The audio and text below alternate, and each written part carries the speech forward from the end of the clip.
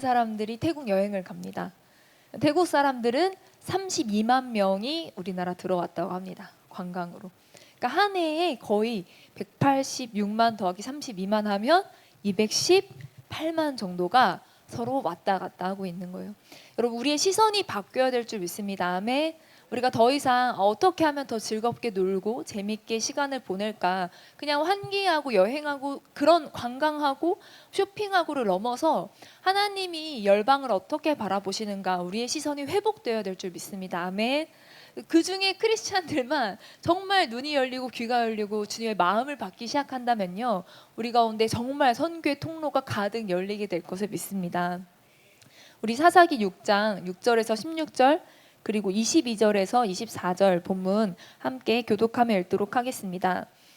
네, 저부터 읽도록 하겠습니다. 이스라엘이 미디안으로 말미암아 궁핍함이 심한지라 이에 이스라엘 자손이 여호와께 부르짖었더라. 이스라엘 자손이 미디안으로 말미암아 여호와께 부르짖었으므로 여호와께서 이스라엘 자손에게 한 선지자를 보내시니 그가 그들에게 이르되 여호와께서 이같이 말씀하시기를 이스라엘의 하나님 내가 너희를 애굽에서 인도하여 내며 너희를 그 종되었던 집에서 나오게 하여 애굽 사람의 손과 너희를 패하는 모든 자의 손에서 너희를 건져내고 그들을 너희 앞에서 쫓아내고 그 땅을 너희에게 주었으며 내가 또 너희에게 이르기를 나는 너희의 하나님 여호와이니 너희가 거주하는 아모리 사람의 땅의 신들을 두려워하지 말라 하였으나 너희가 내 목소리를 듣지 아니하였느니라 하셨다 하니라. 여호와의 사자가 아비에셀 사람 요아스에게 속한 오브라에 이르러 상수리 나무 아래에 앉으니라. 마침 요아스의 아들 기드온이 미디안 사람에게 알리지 아니하려 하여 이를 포도주 틀에서 타작하더니 여호와의 사자가 기드온에게 나타나 이르되 큰 용사여 여호와께서 너와 함께 계시도다 하매 기드온이 그에게 대답하되 오 나의 주여 여호와께서 우리와 함께 계시면 어찌하여 이 모든일이 우리에게 일어나나이까. 또 우리 조상들이 일찍이 우리에게 이르기를 여호와께서 우리를 애굽에서 올라오게 하신 것이 아니냐. 그 모든 이적이 어디 있나이까. 이제 여호와께서 우리를 버리사 미디안의 손에 우리를 넘겨주셨나이다 하니 여호와께서 그를 향하여 이르시되 너는 가서 이 너의 힘으로 이스라엘을 미디안의 손에서 구원하라. 내가 너를 보낸 것이 아니냐 하시니라. 그러나 기드온이 그에게 대답하되 오 주여 내가 무엇으로 이스라엘을 구원하리이까. 보소서 나의 집은 므낫세 중에 극히 약하고 나는 내 아버지 집에서 가장 작은 자니이다 하니 여호와께서 그에게 이르시되 내가 반드시 너와 함께 하리니 내가 미디안 사람 치기를 한 사람을 치듯 하리라 하시니라. 저희 22절 읽어주시면 좋겠습니다. 기드온이 그가 여호와의 사자인 줄 알고 이르되 스스로이다 주 여호와여 내가 여호와의 사자를 대면하여 원하리라 하니 여호와께서 그에게 이르시되 너는 안심하라 두려워하지 말라 죽지 아니하리라 하시니라.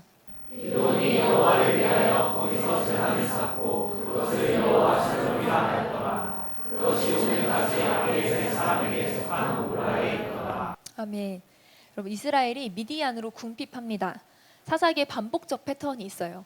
이스라엘이 하나님을 떠나고 다른 우상들, 다른 외부의 국가들의 신들을 의지하기 시작하면 이제 외적이 침입합니다.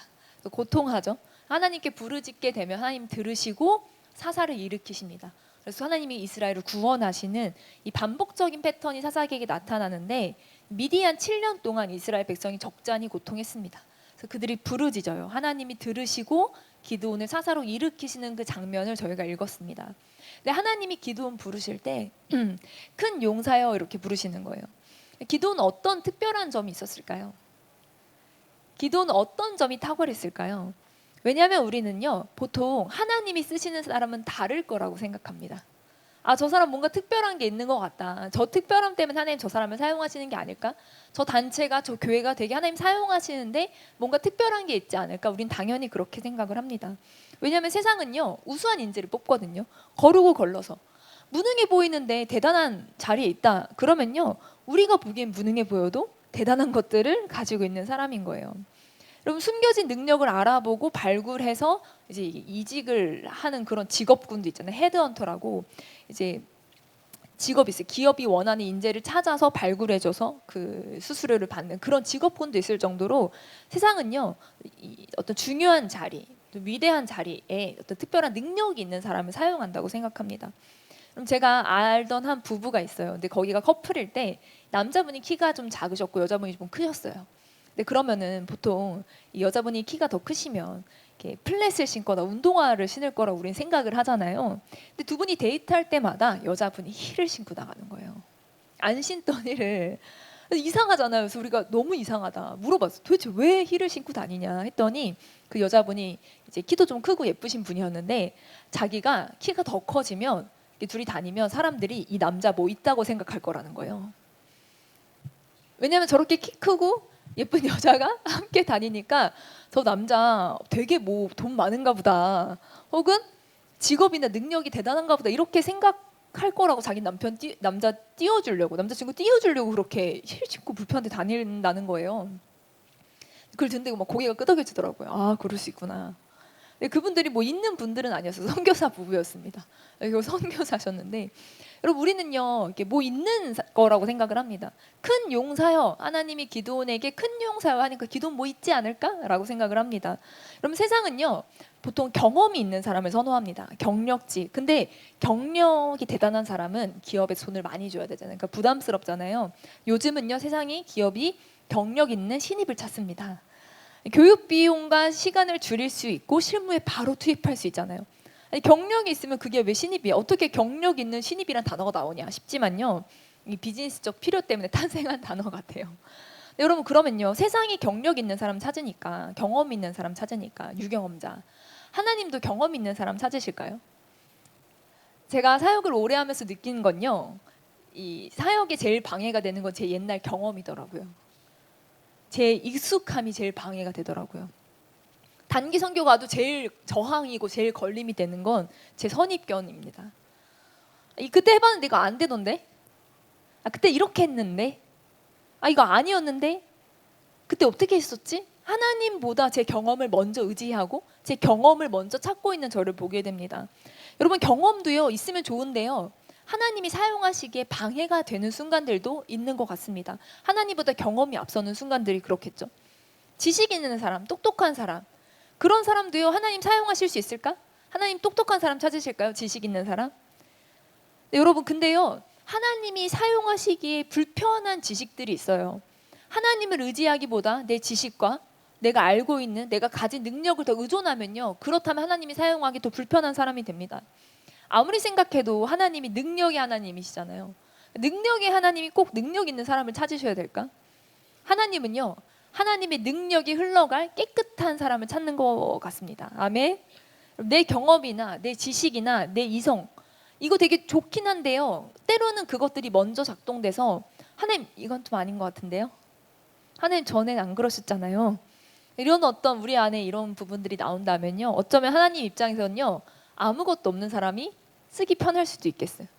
왜냐하면 하나님의 하나님 되심을 나타내야 되는데 하나님의 능력을 나타내야 되는데 그게 마치 내 능력처럼 그리고 사람의 경험, 능력, 지식을 먼저 의지하고 주장하고 고집하고 그걸 신뢰하기 시작할 때 하나님이 쓰기 되게 불편한 사람이 된다는 거죠. 아무 개념이 없으면 가르치면 됩니다. 그런데요 진짜 가르치기 어려운 사람은요 이전에 잘못된 개념을 갖고 있는 사람이에요. 그걸 교정하기가 정말 쉽지 않습니다. 그래서 기존의 잘못된 개념을 삭제하고 교정하고 새로운 개념을 가르치는 데 더 많은 시간이 걸리기도 해요. 하나님은 그러면 어떤 사람을 찾으실까? 다시 돌아가서 하나님은 왜 기드온에게 큰 용사여 라고 부르셨는가? 여러분 본문의 상황을 보면요. 기드온 때의 배경을 조금 더 보면요. 이스라엘 백성들이 하나님을 거역했어요. 우상을 섬겼습니다. 하나님을 떠났어요. 그래서 하나님이 7년간 미디안의 지배를 허락하십니다. 근데 미디안이요. 되게 어마무시한 사람들이었어요. 진짜 극악무도하다라는 단어가 어울릴 정도로 너무 괴롭혀서 이스라엘 백성들이 산이나 굴에 구멍을 파고 숨어 살았습니다. 우리나라는 이 화강암, 단단한 돌이 많아서 구멍이 잘 안 파지는데 이스라엘 지대는 석회암이 많아서 구멍이 잘 파졌다고 합니다. 경도가 약한 돌들이 있어요. 조각하기 쉬운 그런 돌들 있잖아요. 그래서 산에서 웅덩이와 굴을 파서 거기 살고 있는데 미디안 사람들이 언제 쳐들어왔냐면 파종할 때 쳐들어왔어요. 파종이라는 건 씨를 뿌린다는 거거든요. 그럼 씨를 뿌리면요 그 씨 뿌리는 것도 수고스럽잖아요. 씨 뿌리고 그게 자라나서 열매를 줄 걸 기대하면서 씨를 뿌립니다. 근데 그 씨를 뿌려놨는데 씨 뿌린 파종 이후에 와서 그 조금 자란 것들을 싹 밭을 다 뒤엎고 가는 거예요. 여러분 그게요, 첫 해는 그럴 수 있어. 겨우겨우 조금 다시 씨 남겨가지고 두 번째 해에 다시 소망으로 밭을 갈고 씨를 심었어요. 근데 파종한 지 얼마 안 돼서 다시 와서 밭을 쑥대밭을 만들어 놓는 거예요. 또다시 1년이 배고파야 돼요. 또다시 다음 씨를 뿌릴 때까지 배고파야 됩니다. 근데 배고픈데 씨, 종자 씨 그거 먹을 수 있어요, 없어요? 왜냐하면 그걸 다시 파송을 해야 되거든요. 여러분 정말 아무리 배고파도 먹을 수 있는 게 있고 먹을 수 없는 게 있는 거예요. 정말 내가 들뿌리, 흙뿌리 이런 거, 그 나무뿌리 이런 거 캐먹어도 그거 씨앗 그거 먹으면은 다음에 대책이 없잖아요. 아무리 배고프고 아무리 힘들어도 그거 안 먹고 버틴 거예요. 근데 그거 뿌려놨더니 와가지고 밭을 다 뒤집어 엎는 거예요. 미디안은요, 그냥 괴롭힌 게 아니라 소망을 삭제시키며 괴롭혔습니다. 이게 쉽지 않아요. 정말 어렵습니다.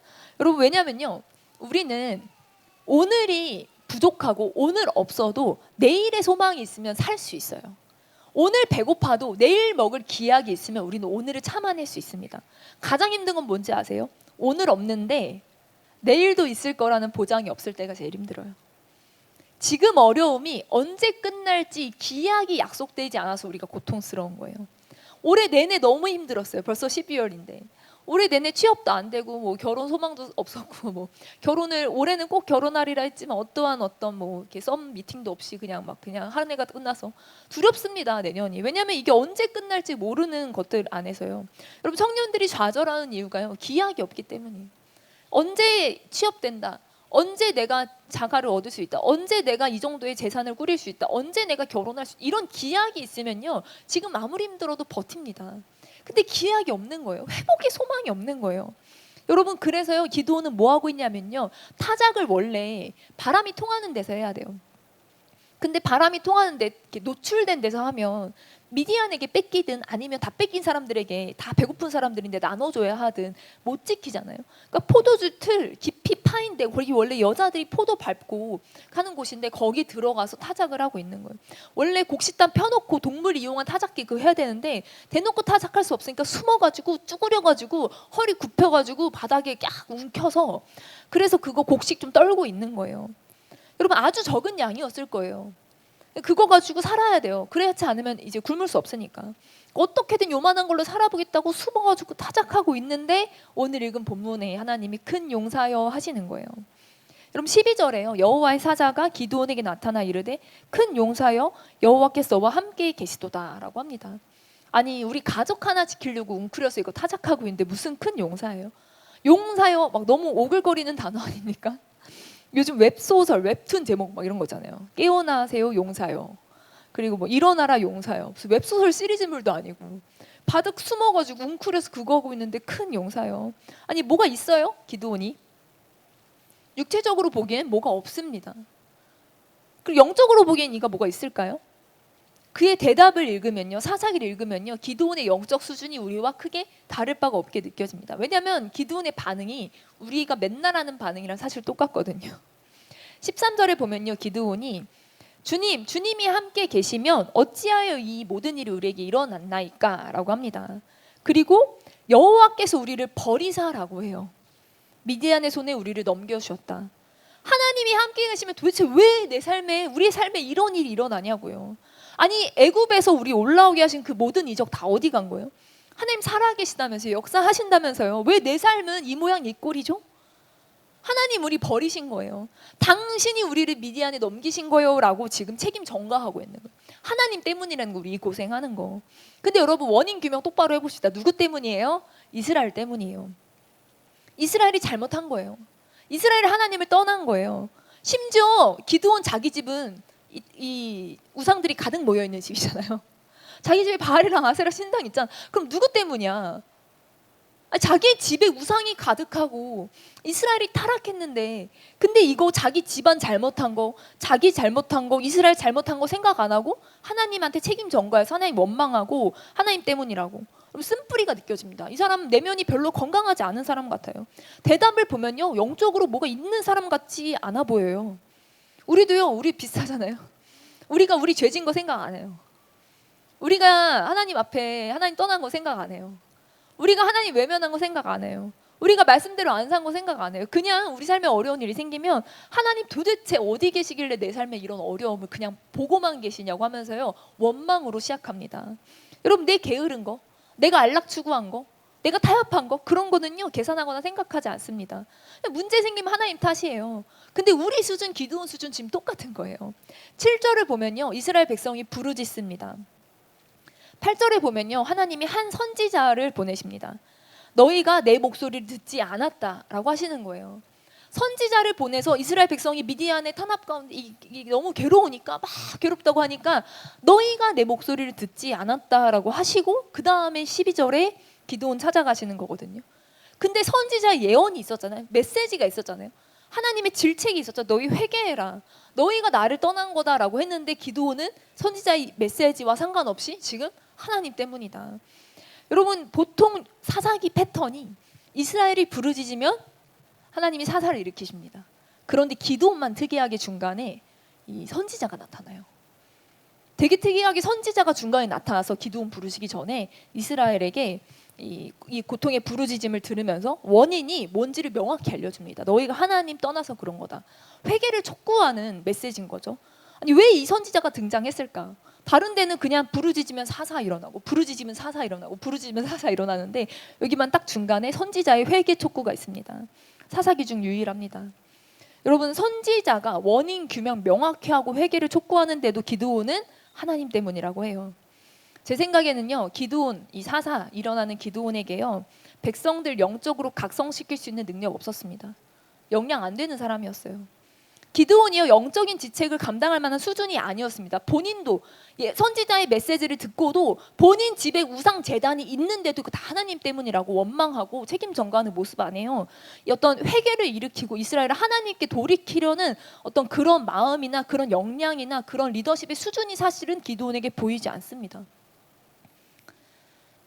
그래서 하나님의 사람 선지자를 보내서 회개를 촉구하고 이후로 기드온을 일으키시는데, 7년 동안요, 털릴 대로 다 털렸어요. 미디안이 정말 좀 심하게 괴롭혔습니다. 파종할 것들을 다 뒤집어 엎으니까. 그게 아마 7년째인데 7년이 넘어갔으면 이스라엘이 못 버텼을 수준인 것 같아요. 그러니까 하나님이 사실은 이스라엘 백성들의 수준과 상관없이, 기드온의 수준과 상관없이 하나님 차원의 구원을 지금 베푸시는 거예요. 하나님이 하시는 구원을 보여주는 거예요. 그리고 구원을 주시기 전에 회개를 요청하시는 거예요. 여러분, 하나님이 우리에게 회개를 요청하시는 순간들이 있습니다. 회개를 해야겠다는 마음이 든다면, 겸손해지고 겸허해지고 내가 돌이켜야겠다는 생각이 든다면요, 저는 큰 은혜가 임하기 직전이라고 믿습니다. 여러분, 그래서 하나님이 너는 가서 너의 힘으로 이스라엘을 미디안의 손에서 구원하라, 내가 너를 보낸 것이 아니냐 하니까 이 기드온이요, 오 주여, 내가 무엇으로 이스라엘을 구원하리이까 하면서 나는 므낫세 집안에서 극히 약하고 내 아버지 집에서 가장 작은 자입니다 라고 합니다. 근데 기드온 말이 맞는 것 같아요. 내가 무슨 힘이 있냐, 내가 도대체 어떻게 구원하냐. 자기는 진짜 뭐가 없거든. 포도주 틀에 숨어서 지금 요거 곡식 조금 이거 타작하고 있거든. 근데 어떻게 그 지독한 미디안 대군을 공격하고 그들과 전쟁합니까? 여러분, 하나님이요, 기드온이 뭐가 있어서 큰 용사여라고 하신 거 진짜 아닌 것 같아요. 기드온이 뭐가 없어요. 하나님이 설득해서 잘 안 되니까 이제 기드온이 이제 표징을 보여달래요. 예물을 가지고 올 때까지 떠나지 말고 기다리래요. 그래서 예물을 가져와요. 식사를 준비해 옵니다. 고기랑 국이랑 무교병 만들어 옵니다. 그거를요, 하나님의 사자가 예물에 쏟으라, 반석에 쏟으라 그래요. 바위에 쏟습니다. 지팡이 끝을 내밀어서 고기와 무교전병의 댐에 불이 반석에서 나와요. 맥반석 구이가 되는 거예요. 불이 나와서 이걸 다 태워버립니다. 그리고 이걸로도, 이 신비한 걸 보고도, 기적을 보고도 성이 안 차요. 그 다음에 이제 양털 테스트를 시작해요. 유명한 양털 테스트. 처음에는 양털만 적게 해달라. 양털에 이슬이 갇혀서 짜니까 이 그릇에 가득할 정도로 물이 범벅이 됩니다. 그런데 두 번째 날은 또 그것만으로 안 되니까 두 번째는 이번에는 양털만 마르게 해달라. 양털만 마르고 주변에 이슬이 있습니다. 요거 두 번 테스트 하거든요. 그리고도 두려워요. 기드온이 그리고도 두려워해요. 그래서 하나님이 저기 진영 내려가가지고 미디안 사람들 얘기 들어라 해서 내려가는데, 미디안 사람들이 꿈을 꾼 거야. 야, 보리떡 하나가 굴러와서 미디안 진영을 덮었다. 미디안이 무너졌다. 야, 그게 뭔 꿈이냐? 야, 그거 기드온이야. 기드온이 미디안을 멸망할 거야. 자기네들끼리 그거 하는 얘기 듣고, 이제 적군의 꿈의 해몽을 듣고, 이제 기드온이 하나님이 듣게 하신 걸 듣고, 오케이, 이제 일어나서 전쟁합니다. 기드온은요, 하나님이 함께 하신다고 했지만 두려웠어요. 무서웠어요. 맨날 누가 봐도 하나님 뜻 맞는데 표징 보여달라, 다시 확인해달라, 다시 증거를 달라, 다시 보여줘라. 여러분 이거 마치 우리 일기장 같지 않습니까? 누가 우리 얘기 써놓은 것 같아요. 우리는요 동양 문화권 안에서요, 제가 부족합니다, 잘 못합니다, 되게 이 겸손의 미덕이 있어야 된다라고 말합니다. 그런데요 사실 하나님 앞에서 한사코 사양하면서 하나님 제가 부족합니다, 못하겠습니다 하는 건요 겸손이 아니에요. 왜냐면요 이게 자기가 할 수 있고 없고를 결정하겠다는 거잖아요. 하나님이 하라고 했는데 제가 부족합니다. 그럼 자기에게 근거가 있고 자기에게 결정의 기준이 있는 거예요. 교만입니다. 나에게 근거가 있어서 내가 판단하기에 내 시선이 맞다는 거잖아요. 하나님은 내가 너 큰 용사로 내가 너를 통해 일할 거야 라고 하시는데, 하나님 저는 그 정도 깜냥이 안 됩니다. 선교는 저지체를 보내십시오. 저는 감당할 만한 역량이 안 됩니다. 여러분 자기에게 근거를 두고 자기가 할 수 있고 없고를 판단하는 이 결정의 기준이 자기에게 있다는 건요 하나님보다 월권하는 거고, 그리고 교만한 거라는 거예요. 여러분 그럼 반대로 생각해 보세요. 근데 만약에 므낫세 지파가 제일 지파야, 그럼 뭐 할 수 있어요? 여러분 뭐 반대로 생각해 봐요. 뭐 기드온이 진짜 근육 짱짱맨이야, 엄청 세, 엄청 힘이 좋아. 그러면 뭐 미디안 대군 14만 5천이랑 싸울 수 있어요? 여러분 대단하고 잘나디요 이거 안 되는 전쟁입니다. 힘이 있어도 어차피 못하는 전쟁이에요. 하나님이 하신다고 하면, 하나님이 명하시면 이 자기 근거로 할 수 있다 없다 이거 자기 객관화 잘 된 거 아닌가요? 아닙니다. 사람이 기준이 된 자기 객관화는 인본주의적 자기 객관화고, 그거는 잘못된 거예요. 나는 당연히 못하죠. 기드온은 당연히 못해요. 그게 팩트예요. 그런데 하나님이 함께 하시겠다고 하시잖아요. 하나님이 하라고 하잖아요. 그러면 할 수 있는 게 맞죠. 여러분 우리는 어떻습니까? 하나님이 어떤 사람을 사용하기 원하십니까? 내가 능력이 있지, 내가 은사가 있지, 내가 어떤 장점이 있지. 여러분 그래도 우리가 생명 살릴 수 있습니까? 영혼 구원할 수 있습니까? 내가 아무리 탁월하고 아무리 잘나도요 여러분 생명 살리고 영혼 구원하고 열방의 복음 증거 이거 우리 수준에서 못합니다. 사람이 할 수 있는 일이 아닙니다. 하나님이 하시겠다고 하면 나는 그럴 수준이 안 돼, 그럴 깜냥이 안 돼. 그러나 하나님이 함께 하시겠다고 하면 오케이 하는 게요 겸손이고 믿음이라는 거예요. 여러분 자기 객관화는요 자기를 거리를 두고 바라보는 능력이에요. 타인의 시선으로 나지만 타인의 시선으로 나를 바라보는 게 자기 객관화, 외부의 평가로 바라보는 건데, 사람들은 보통 이상적 자아가 있고 현실적 자아가 있거든요. 근데 보통은 이상적 자아를 자기라고 생각해요. 대부분의 사람들이 자기애적 성향이 있기 때문에. 그리고 한국의 특수한 이 양육 문화에서 부모님들이 자녀를 향해서 높이 평가합니다. 우리 자식이 최고고, 우리 자식이 천재고, 우리 자식이 1등이고, 사랑의 시선으로 부모님들이 그렇게 자녀들을 대부분 키우기 때문에요 보통 나 이 정도면 괜찮지, 나 정도면 평타 이상이지 하고요 긍정적으로 자기를 좋게 생각하고 자라나다가 이제 현실에서 좌절을 겪으면서 자기 객관화가 된다고 합니다. 그래서 이제 뭐 소위 그런 말도 있잖아요. 형제님들 거울 보면 다 이 정도면 너무 잘생겼지 라고. 왜냐면 우리 아들이 세상에서 제일 잘생긴다는 얘기를 항상 듣고 자라기 때문에 이 정도면 잘생겼지, 이 정도면 멋지지 했다가 이제 세상의 풍파 속에서 이제 꺾이게 되는 그런 어떤 자기 객관화가 건강하게 되면요 감정 조절이 잘 되고, 또 자기 비판이 감소하고 자기 수용이 증가한다고 해요.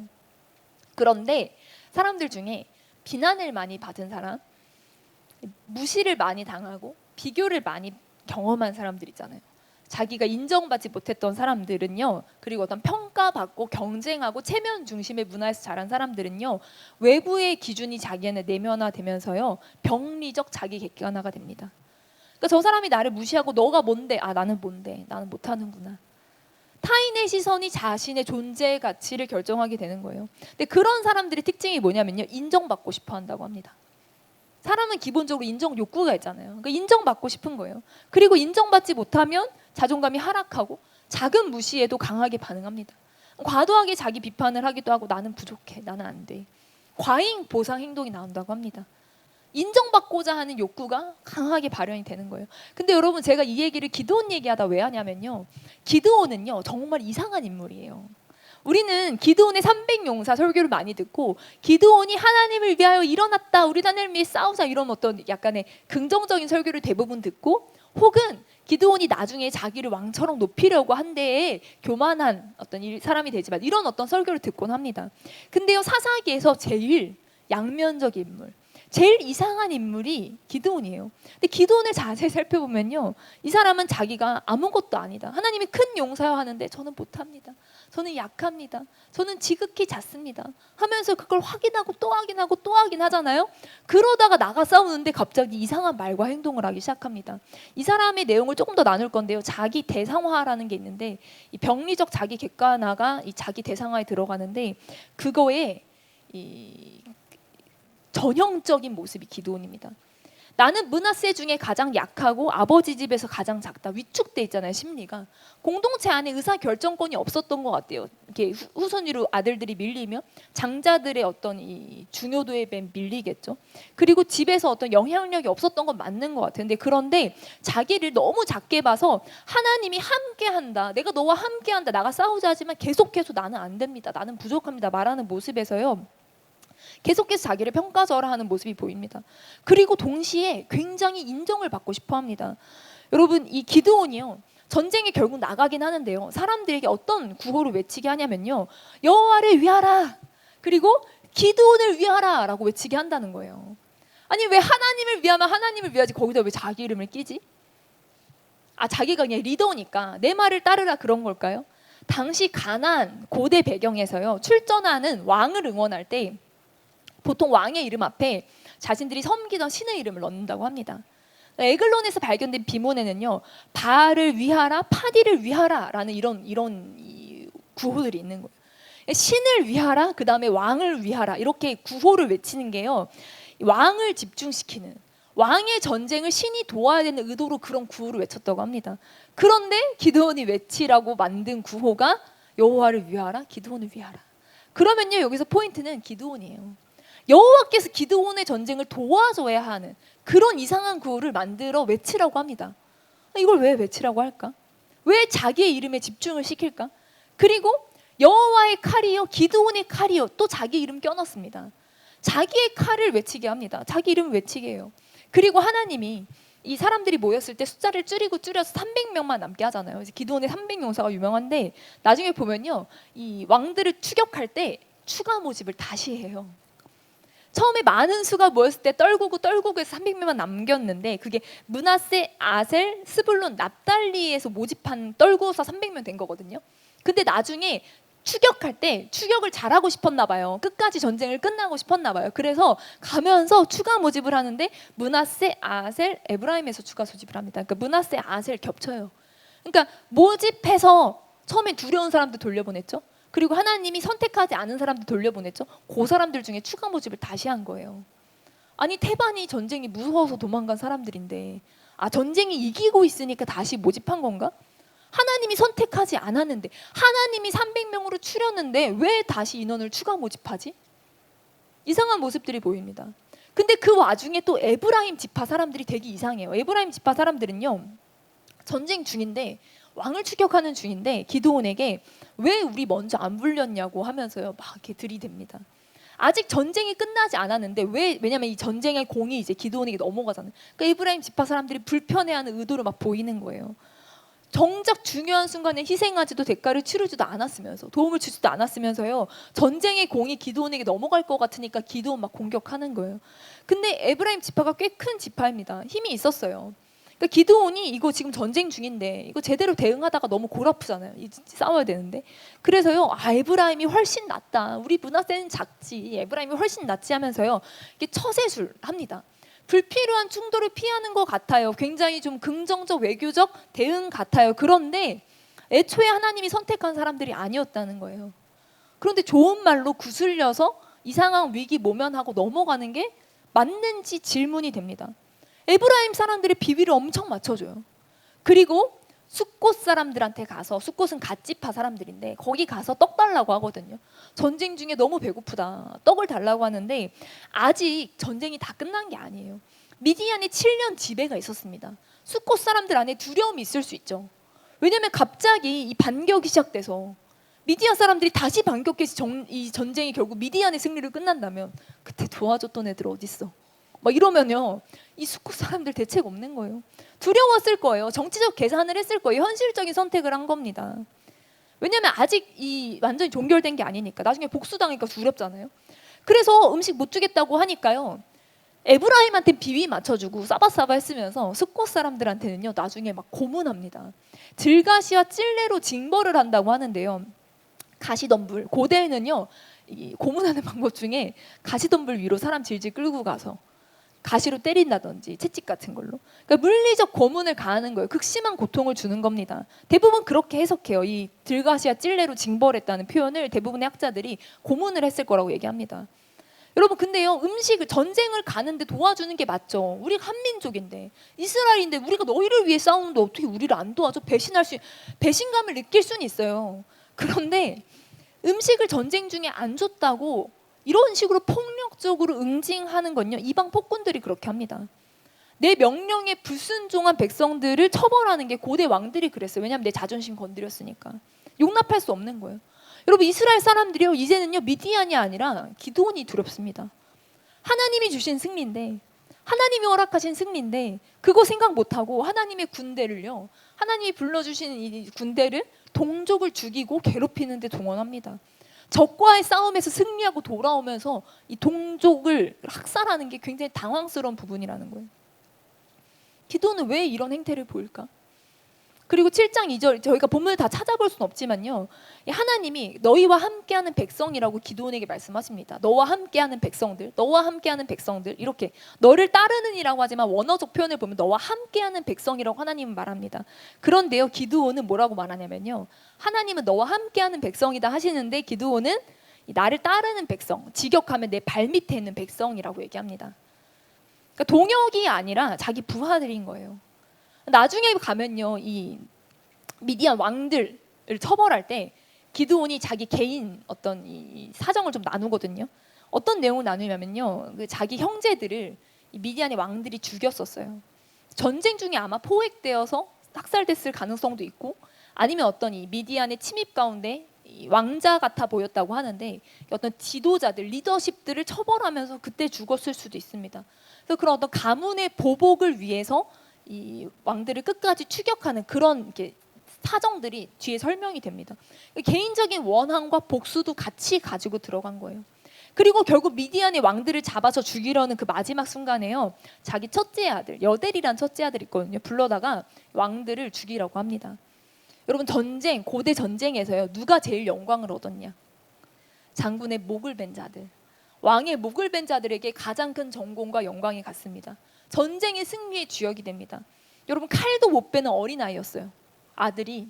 근데 적군들 잡아서 함께 자기가 죽이거나 함께 수고한 용사들에게 죽일 기회를 주는 게 아니라 자기 칼도 못 베는 자기 아들 데려다가 장군들의 목을 패라고 하면 죽이라고 합니다. 아니, 너 비참하게 죽게 하려고 한 거 아니에요? 그러면 다른 어린아이들을 부를 수도 있었어요. 승리의 영광을 자기 아들에게 넘기기 원하는 모양들이 나옵니다. 보통 왕들이 그래요. 왜냐하면 다음 세대로 자기의 왕권을 넘겨야 되니까. 이스라엘 백성들이요, 전쟁이 다 끝나고 기드온에게 왕이 되어달라고 합니다. 왕이 되오십시오. 당신과 당신의 아들과 당신의 손자가 우리를 다스리게 해주십시오 하는데요, 아니야 나 왕 안 할 거야 하면서 뭐라고 하냐면, 금기거리 좀 갖고 올래? 너희 탈취한 거? 여러분, 그 금기거리가 약 한 20kg 정도, 20kg 정도가 모였어요. 1700세겔 모였는데 그걸로요, 뭘 만드냐면요, 에봇을 만듭니다.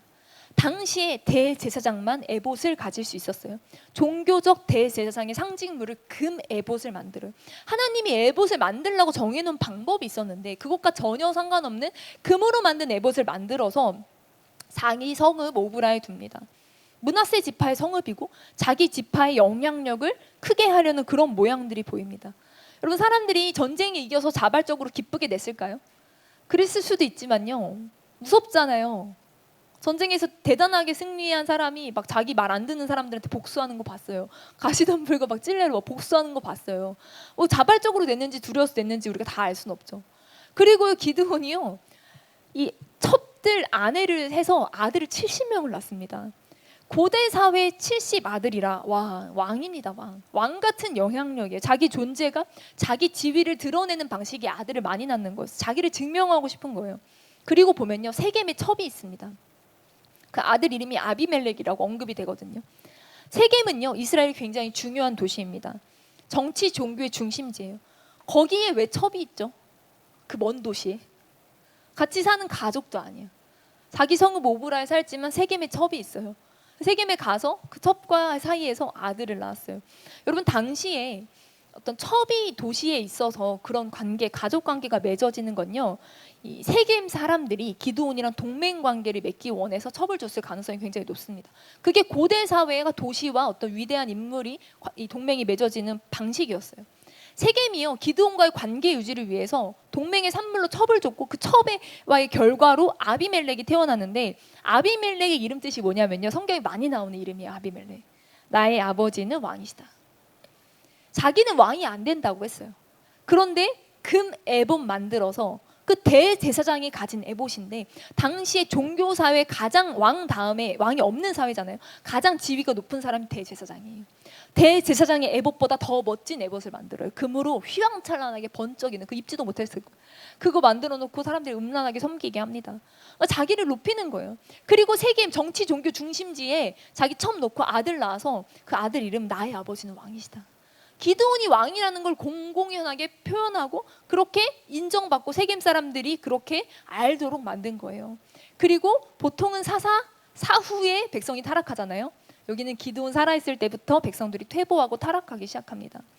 여러분, 기드온은요, 되게 이상해요. 자기가 낫다, 자기 못한다, 자기 지극히 작다, 하나님 막 내가 너를 통해 일하겠다, 못합니다, 저는 안 됩니다 하는데, 이제 이 전장으로 달려나가기 시작하면서는 자기 이름 껴놓고 자기 인정받고 싶어하고, 왕으로는 아니야 하지만 뒤로는 다 자기가 왕이 될 변수 숫들 다 만들어 놓고 자기를 왕으로 추앙받습니다. 여러분, 기드온은요, 인정과 보상에 굉장히 목마른 사람이었어요. 여러분, 우리도 참 그런 생각을 많이 해요. 인정받고 싶어요.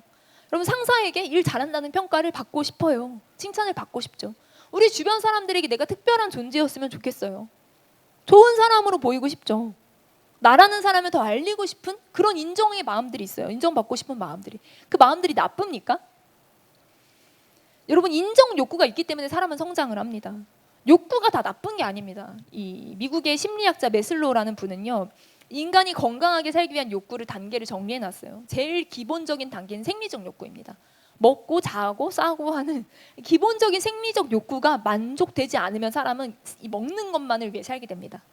그런데 생리적 욕구가 만족이 되잖아요. 그 다음에는 안전의 욕구가 등장합니다. 안전하고 싶어요. 안전의 욕구가 만족이 되면 그 다음엔 소속감, 애정, 관계에서 애정을 받기 원하는 그런 욕구가 작동을 합니다. 근데 그게 채워지면 그 다음이 인정과 존중의 욕구예요. 여기까지가 인간의 기본 욕구입니다. 결핍을 동기로 움직여요. 채워지지 않으면 그걸 채우기 위해 사람이 본능적으로 움직이게 됩니다. 그 다음 욕구가, 이 모든 욕구가 다 채워진 그 다음이 자아실현의 욕구라고 합니다. 인정과 존중의 욕구는 나쁜 게 아니에요. 좋은 평가를 받고 싶습니다. 자존감을 높이고 싶어요. 우리는요, 열심히 노력했는데 기대한 만큼 반응이 없어. 그럼 우리는 우울해집니다. 우리 마음이 칭찬 한번 해주는 게 뭐가 그렇게 어렵다고 막 삐뚤어지기도 하고요. 근데 그 하위 욕구가 채워지면 그 다음 상위 욕구가 자극이 되고, 상위 욕구 채워지면 이렇게 욕구가 이렇게 계속 올라오는 거잖아요. 근데 인정 욕구가 잘못된 이유 중에 하나가요, 세상이 정한 기준, 타인이 이 시선, 잣대를 기준으로 내가 상대가 호의적이면 맞았구나, 상대가 호의적이지 않으면 내가 틀렸나? 상대의 반응에 따라 내가 타당한지 안 타당한지를 결정하는, 그게 이제 타인의 인정 여부로 들어가는데, 여러분, 요즘은요, SNS를 통해서요, 인정 욕구가 과도화됩니다.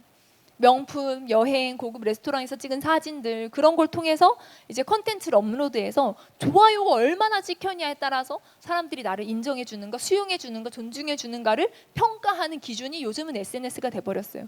그래서 감정을 그대로 노출할 수도 없습니다. 긍정적 감정만, 긍정적인 것들만 표현하고 부정적인 감정, 내 안에 부정적인 연약한 모습을 감추기에 바쁩니다. 그리고 반복적으로 SNS를 확인하면서 무심코 받는 좋아요, 이게요, 어떤 단순한 피드백이 아니라 나를 어떻게 평가하는지 기준이 됩니다. 그래서 어떤 사람들은 좋아요가 없는 게시물을 자기 어떤 비즈니스 차원이 아니라, 비즈니스는 세상 물건 팔아야 되니까 그럴 수 있는데, 자기 게시물, 자기로 가득한 페이지 안에서도요, 좋아요 수에 따라서 게시물을 삭제하기도 하고 올리기도 하고, 알람이 뜨면 들어가서 누가 좋아요를 눌렀는지 확인하고, 좋아요가 없으면 속상하고 왜 봤는데 좋아요를 안 누르지 막 생각도 합니다. 여러분, 이 인정 욕구를 굉장히 쉽게 채울 수 있는 도구가 또 SNS라고 합니다. 타인에게 인정받지 못할 때 이것이 과활성화되는 거죠. 근데 여러분, 기드온은요 굉장히 인정 욕구에 목말랐던 사람입니다. 인정을 받고 싶었어요. 자기를 높이고 싶었습니다. 자기 이름을 껴넣고 싶었습니다. 인정 욕구를 없앨 수는 없어요. 사람의 기본 욕구입니다. 어떻게 다룰 것인가가 문제인데요. 기드온이 이거 자기 낮추고 그런데 인정받고 싶고 이거 자기 대상화 문제 있는 거 이거 하나님 모르셨을까요? 하나님은 어떻게 대응하십니까? 하나님은요 아까 우리 6장 12절에 뭐라고 하세요? 기드온에게 큰 용사여라고 하십니다. 하나님은요 기드온에게 정체성을 새롭게 하십니다. 이게 이 12절을 보면요, 여호와께서 너와 함께 계시도다, 함께 하신다 하는데요, 이게 한국어 버전에서 큰 용사여 여호와께서 너와 함께 계시도다인데요, 히브리 원어에서는 여호와께서 너와 함께 계시도다 큰 용사여라고 합니다. 큰 용사일 수 있는 이유는요, 기도는 진짜 뭣도 없어요. 하나님이 함께 계신다는 거예요. 사사로 부름받는 조건이요, 하나님이 함께하는 사람이 사사였습니다.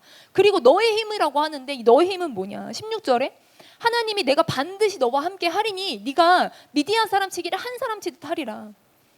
하나님이 기드온에게 큰 용사여 내가 근육 줄게, 큰 용사여 내가 강철칼 줄게, 절대로 어떤 상황에서 부서지지 않는 강철칼, 그리고 어떠한 칼과 창도 뚫을 수 없는 무적 방패 줄게. 그래서 하나님이 큰 용사로 만들어 줄게 하신 게 아니라 너 뭣도 없어, 내가 너한테 특별한 무기 줄 것도 아니야, 그런데 내가 너와 함께 할 거야 라고 하면서 너의 힘으로 가자, 내가 너와 함께 하니까 너가 싸울 수 있다, 가자라고 하신다는 거예요. 그리고 14절을 보면 하나님이 내가 보낸 것이 아니냐라고 하시거든요. 보내다, 동사 완료형입니다. 그러니까 하나님은 이미 보낸 거예요. 기드온을 지금 갈까 말까 선택해, 왕가긴 애매하고 갈까 막 이런 어떤 지금 취사 선택할 수 있는 순간이 아닌 거예요. 하나님의 부르심 이미 정해졌습니다. 내가 보냈다, 내가 너를 보내고 싶거든이 아닙니다. 내가 너를 보낼 생각이거든이 아닙니다. 이게요, 흠정역 이 킹제임스 버전은요 심지어 현재 완료로 번역을 합니다. 왜냐하면 하나님의 뜻이 이미 정해졌고 그 뉘앙스를 강력하게 전달하기 원하는 거예요.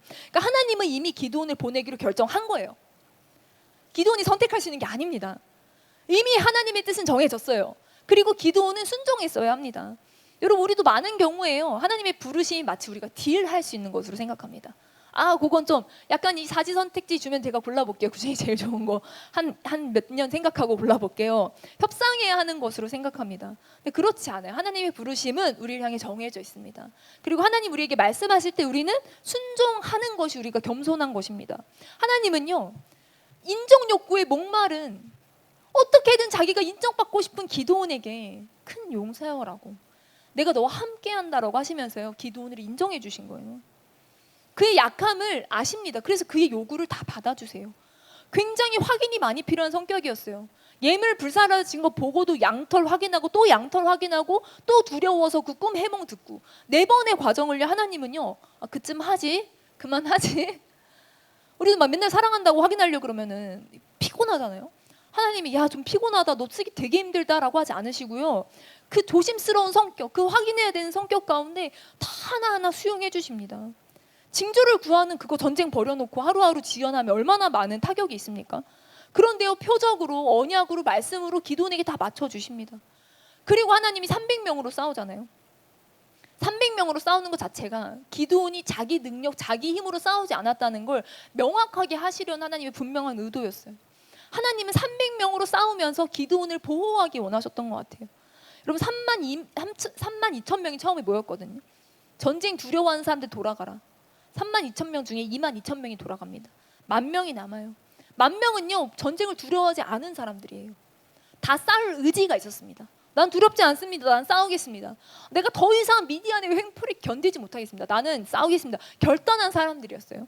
근데 10,000명이 많아요? 지금 미디안이 13만 5천 명이 지금 13대1로 싸워야 돼요. 뭐 영화 찍을 거예요? 한 명이 다 13대1로 싸울 수 있는 사람들이에요? 그렇지 않다는 거예요. 7년 동안 당하기만 한 사람들이에요. 제대로 칼 한번 잡아봤으니까, 군사훈련 받아봤으니까 그런 사람들이 아니라는 거예요. 많지 않아요. 주님 10,000명은 13만 5천이랑 싸우려면 우리 같은 사람들 10,000명 진짜 적은 거예요. 우리가 생각엔 적은데 하나님 많다면 많은 거예요. 왜요? 누가 싸울 거니까? 하나님이 싸우실 거니까. 하나님이 쌓을 거면 많다면 많은 거예요. 근데 우리는요, 하나님 일하세요 하지만요, 우리 생각, 우리 주관으로 계속 아니라고 합니다. 그럼 내가 싸워야죠. 하나님 저 10,000명 이 정도 필요한데요? 내가 싸워야죠. 하나님이 많다 하시면 많은 걸 수용해야 되는 거예요. 그래서요, 많다고 해서 여러분 하나님이 하시는 일이면 하나님이 기준을 세우는 게 맞죠. 우리는 하나님 일하세요 해놓고 내가 기준 다 세웁니다. 하나님 이 정도는 있어야죠. 이 정도 재정은 있어야죠. 이 정도 능력은 있어야죠. 이 정도 모양은 있어야죠. 내 기준, 내 생각대로 다 세워놓고 하나님 이 정도는 하나님 일하시기 괜찮죠? 하나님이 일하시기에 불편하고 불필요한 것들이 더 많은 순간이 많습니다. 기드온의 10,000명 군사가 그래서 하나님 보시기에 너무 많아요. 물가에 데려가서 물 마시게 하라는 거예요. 300명의 용사를 왜 물 마시는 방법으로 뽑았냐? 저는 이걸요 진짜 20년 동안 고민했어요. 정말 많은 설교를 들었지만 하나도 제 마음을 만족시키는 대답은 없었습니다. 물을 핥아먹는지 손으로 움켜먹는지 이게 뭐가 중요해요? 정수기 앞에 서가지고 지금 전쟁 나가야 되는데 칼 접어라고 하지. 칼 접어서 한번 휘둘러 봐라. 아예 웡성하구만. 근육으로 딱 만져봐서 단단한 사람들 있잖아요. 막 허렁허렁 이런 사람 말고 쌀 수 있겠구만. 방패 한번 들어봐라. 달려봐라. 100m 달리기. 이런 걸로 검증하면 아 그래 군사 전쟁 나가는구나 하는데 물 마셔라. 이걸로 뭐 여러분 이 물 마시는 때 움켜 마시는지 무릎 꿇고 마시는지 뭐 어떻게 마시는지 이거요. 물 1리터 마시는데 몇 초 걸리는지 아세요? 1리터. 한 모금에 30에서 50ml 들어간대요. 1리터. 이게 500ml잖아요. 이거 2배를 1리터 마시는데 10초면 마셔요. 10초. 빨리 마시는 사람은 성인이면. 천천히 마시면요. 이게 벌컥벌컥 10초고 조금 천천히 마시면 25초. 1리터도 그 정도 마신대요. 천천히 마셔도 1리터 1분이면 마신다고 합니다. 그리고 한 물 20초 이상 먹어보세요. 못 먹습니다. 배불러서 못 먹어요, 물. 이 구역질 납니다. 헛구역질 나요, 물 많이 먹으면. 근데 그 20초 물 먹는 걸로 아니 무릎 꿇고 손에 움켜쥐고 그걸로 어떻게 손에 움켜진 사람은 조심스럽게 먹는 사람 20초 동안 뭘 조심을 해요. 20초 동안 군사들이 20초 동안 뭐 어떤 활이 와도 피할 수 있는 시간일 것 같은데 여러분 분명하게 말할 수 있는 건 뭐냐면요. 300명 뽑혔잖아요. 그 사람들도 본인이 왜 뽑혔는지 모를걸요. 분명히 잘나서 뽑힌 건 아닌 게 분명해요. 그냥 랜덤 수준이에요. 그냥 무릎 꿇고 마신 사람이 더 많았던 것 같아요. 나중에 전쟁에서 승리한 300용사 얼마나 자랑스럽겠습니까? 야, 나 전쟁에 승리한 나 300용사에 들었잖아. 너 어떻게 300용사에 들었어? 난 덩치가 크잖아. 난 용감하잖아. 난 칼을 잘 들잖아. 뭐 이런 거 얘기할 수 있겠어요? 나는 강물을 손으로 떠서 마셨어. 어처구니가 없는 이유인 거죠. 이거 뭐 내가 뽑힌 이유 설명하기도 부끄럽습니다. 주변 사람들이 들으면 잘 모르겠지만 네가 잘나서 뽑힌 건 아니구나 라고 생각할 만한 그런 기준이라는 거예요. 애초에 왜 300명만 남겼는가를 보세요.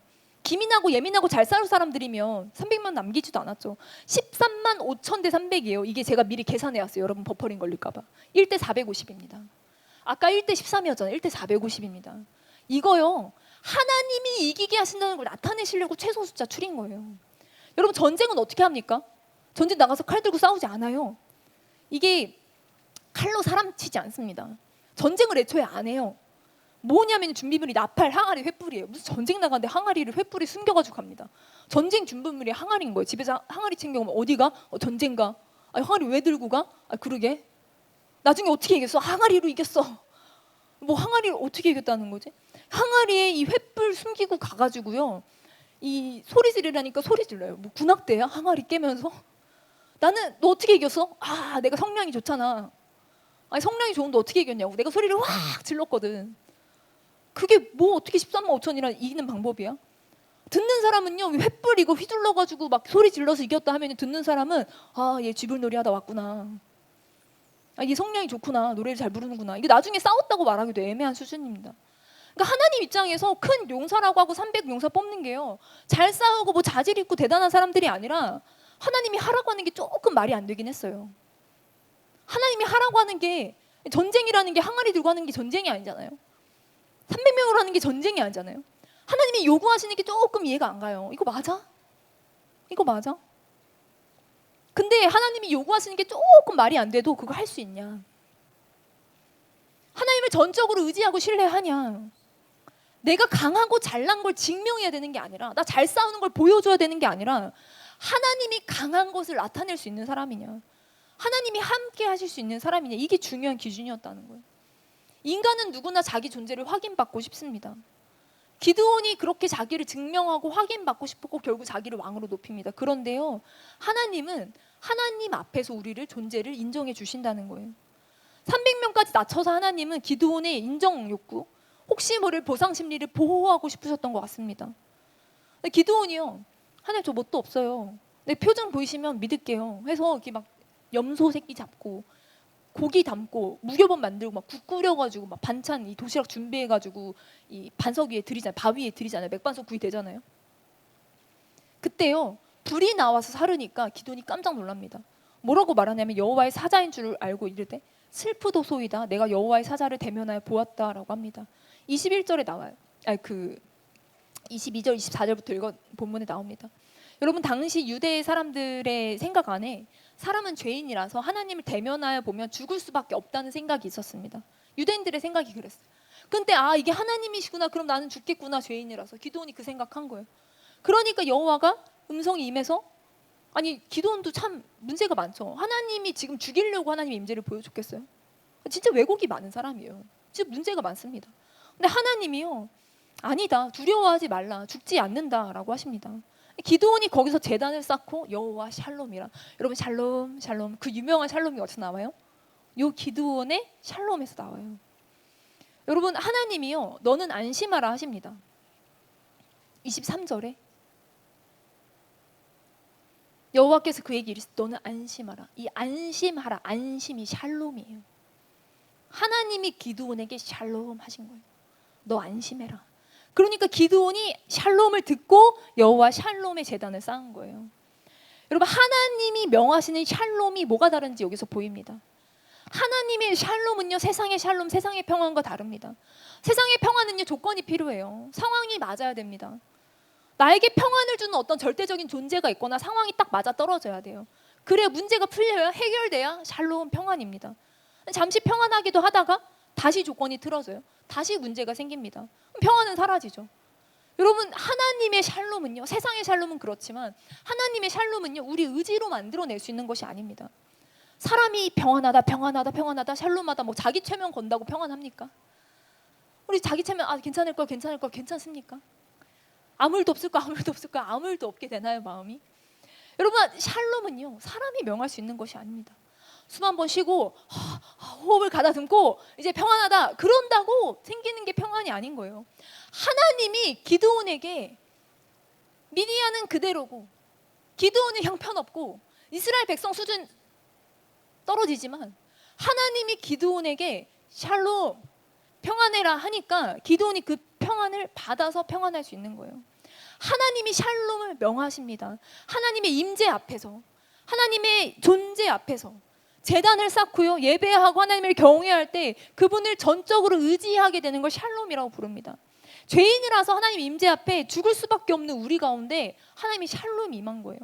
그 샬롬은요, 우리가 만들어낼 수 있는 것이 아니라, 기드온이 자의적으로 만들어낼 수 있었던 게 샬롬이 아니라 하나님이 샬롬을 명하셨기 때문에 받을 수 있는 거였어요. 여러분, 하나님이 주신 샬롬은요, 경험해 본 사람은 알아요. 상황은 그대로예요. 아무것도 달라진 게 없어. 현실은 계속 시궁창이에요. 아무것도 내 인생에 대안이 없어, 대답이 없어, 해결이 안 돼. 근데 샬롬이 임하는 거예요.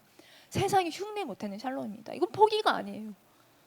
그냥 아무 일 없는 것처럼 여기자가 샬롬이 아닙니다. 상황은 죽을 것 같고 문제는 똑같아요. 그런데 답답한 상황 그대로인데, 모든 것이 그대로인데 하나님이 샬롬 명하실 때 우리가 샬롬을 받을 수 있는 거예요. 그러면 현실과 상황을 넘어서 갈 수 있는 거예요.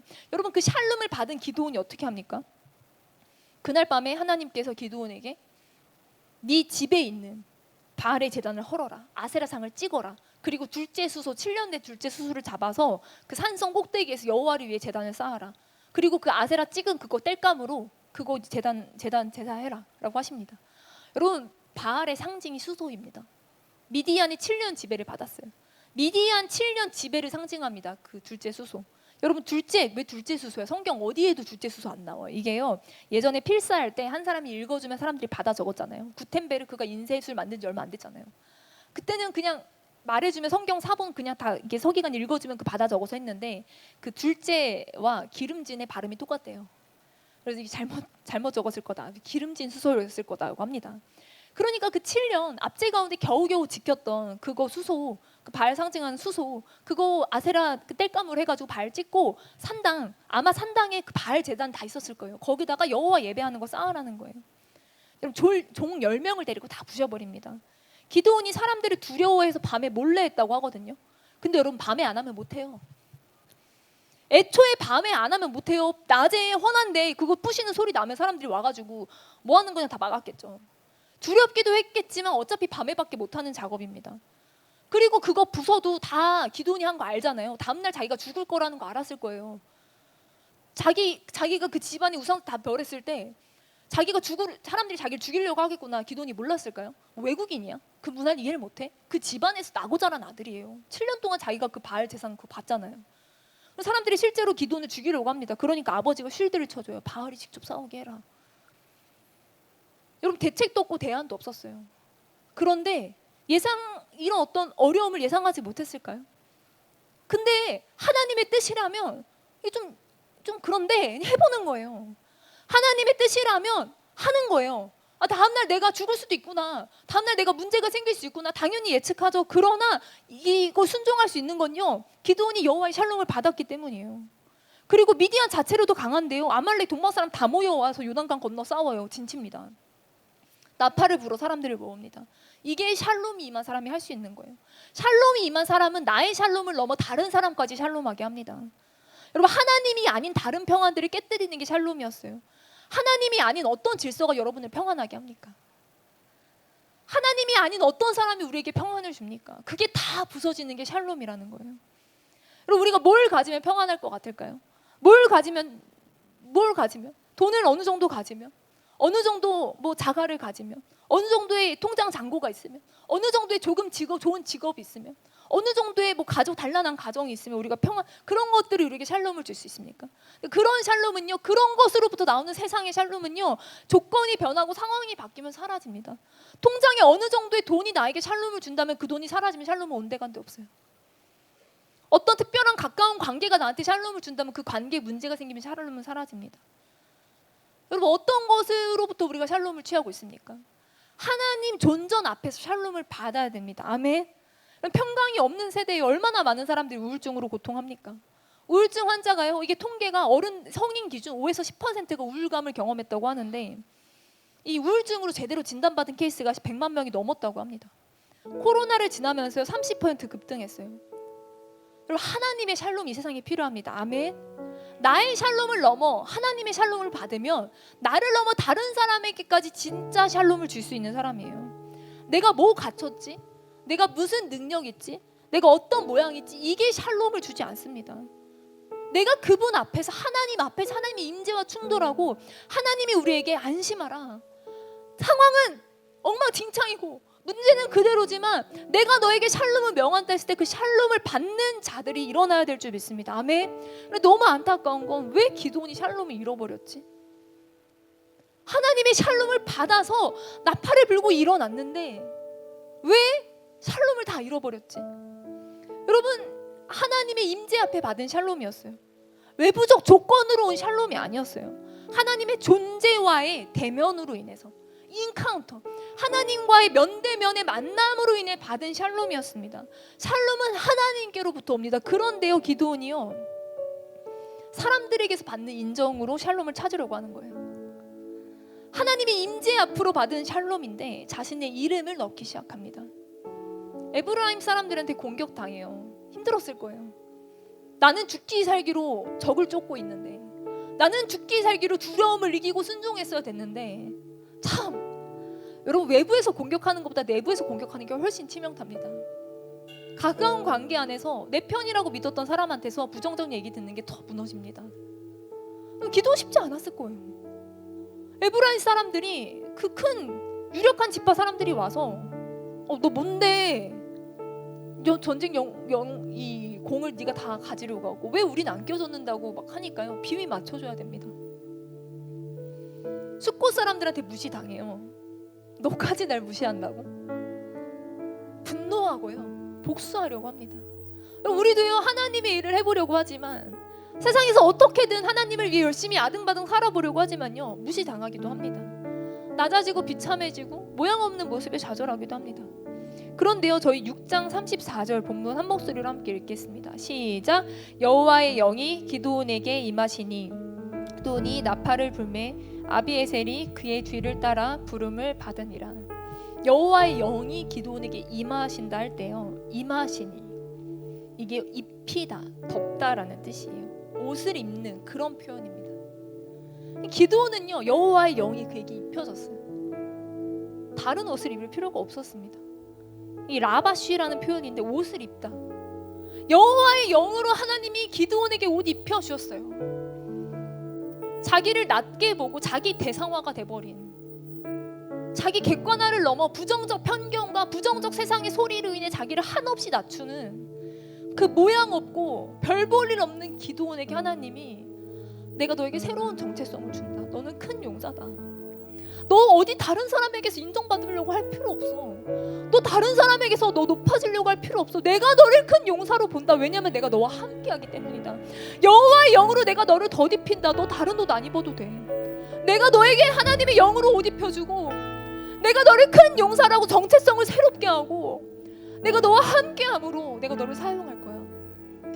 치명적 약점이 있었던 기드온에게 하나님이 어떻게든 그 보상 심리가 작동하지 않게 하려고 하나님이 보상이 되어주시고, 하나님이 옷 입혀주시고, 하나님이 세워주시려고 하십니다. 근데 사람들 앞에서 자기 정체성을 확인하려고 하고, 자기 아들을 높이려고 했고, 자기 열매를 확인하고자 했습니다.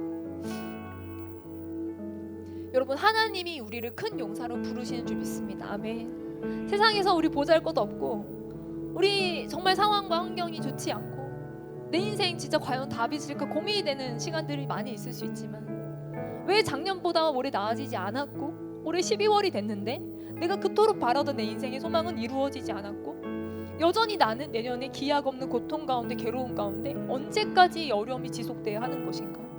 내 소망은 왜 이루어지지 않는가? 고통하고 번민하고 고민하는 우리에게 하나님이 샬롬하라, 샬롬하라, 샬롬하라, 평안하라, 안심하라. 여러분, 그 안심을 받고 여호와의 영의 옷이 입혀져서 다른 사람에게까지 샬롬을 증거하는 그 자리 가운데 하나님 우리를 부르시는 줄 믿습니다.